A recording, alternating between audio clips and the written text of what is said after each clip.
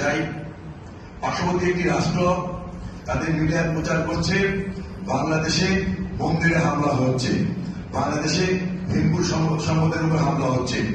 আমরা স্পষ্ট ভাষায় বলতে চাই, সেটি হলো যখন আওয়ামী লীগ ক্ষমতায় থাকে তখনই হিন্দু বাড়ি দখল হয়, তখনই হিন্দুদের জমি দখল হয়, না থাকলে কখনই এগুলো হয় না।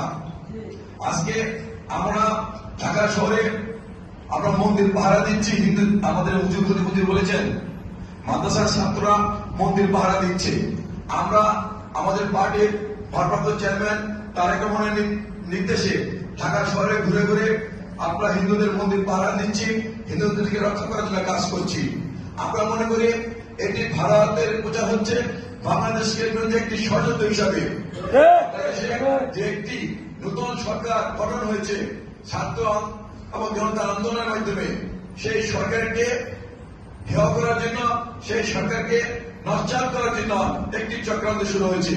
তাই বিএনপির ভারপ্রাপ্ত চেয়ারম্যান তারেক রহমানের নির্দেশে আমরা বাংলাদেশের জনগণকে নিয়ে ঐক্যবদ্ধভাবে আমরা এই হিন্দুদের মন্দির পাহারা দিচ্ছি। হিন্দুকে বাংলাদেশে হিন্দু নয়, হিন্দু বৌদ্ধ খ্রিস্টান যারা বাংলাদেশি, আমরা সবাই মিলে একত্রে এই দেশে থাকবো, বসবাস করবো, একত্রে এগিয়ে যাবো, একত্রে দেশ করবো। সাথী বন্ধুরা, আজকে এই নতুন প্রেক্ষাপটে এসে একটি মহল দেশে বিশৃঙ্খলা সৃষ্টি করার জন্য কারো দোকান লুট করছে, কারো দোকান তালা মারছে, কারো বাড়িতে হামলা করছে, বাড়িতে তালা মারছে। এটা আমি মনে করি একটি চক্রান্ত এবং ষড়যন্ত্র।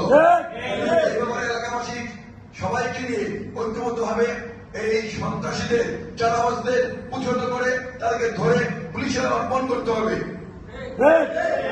কারণ চাঁদাবাজরা কিন্তু আর কোনো ধরনের নয়, তারা চাঁদাবাজ, তারা সন্ত্রাসী।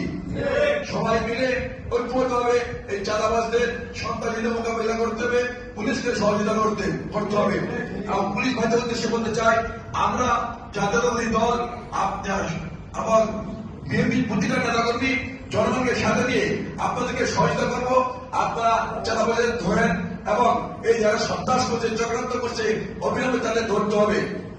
পাশাপাশি এই ছাত্র জনতা আন্দোলনের মাধ্যমে যারা নিহত হয়েছেন, যে ছাত্র ভাইরা, যে আমার সাধারণ জনগণ নিহত হয়েছেন, তাদের মাগফিরাত কামনা করছে। আল্লাহ যেন তাদেরকে ব্যস্ত নসিব করেন।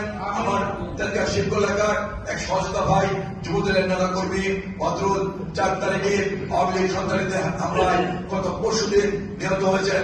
আমরা তার মাগফিরাত কামনা করছি এবং যারা এই হত্যাকাণ্ড করেছেন তাদের সবাইকে গ্রেপ্তার করতে হবে।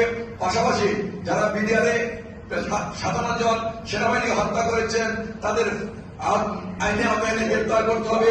হেফাজতের শাপলা চত্বরে যারা শিশুদের হত্যা করেছেন তাদেরকে আসামি করে তাদেরকে আইনে আওতায় আনতে হবে, গ্রেপ্তার করতে হবে।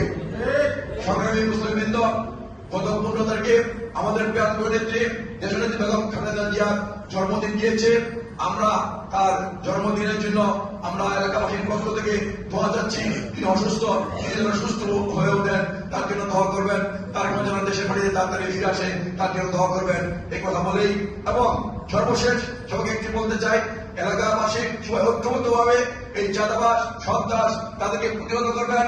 আমার নাম যেগুলো আমাদেরকে খবর দিবেন, আমরা সহ এই চাঁদাবাজদের, সন্ত্রাসীদের আমরা পুলিশের হাতে অর্পণ করবো। এই প্রত্যয় ব্যক্ত করে আমি আমার বক্তব্য শেষ করছি। খোদা হাফেজ। বাংলাদেশ জিন্দাবাদ, বাংলাদেশ জাতীয়তাবাদী দল জিন্দাবাদ। সবাইকে আন্তরিকভাবে ধন্যবাদ।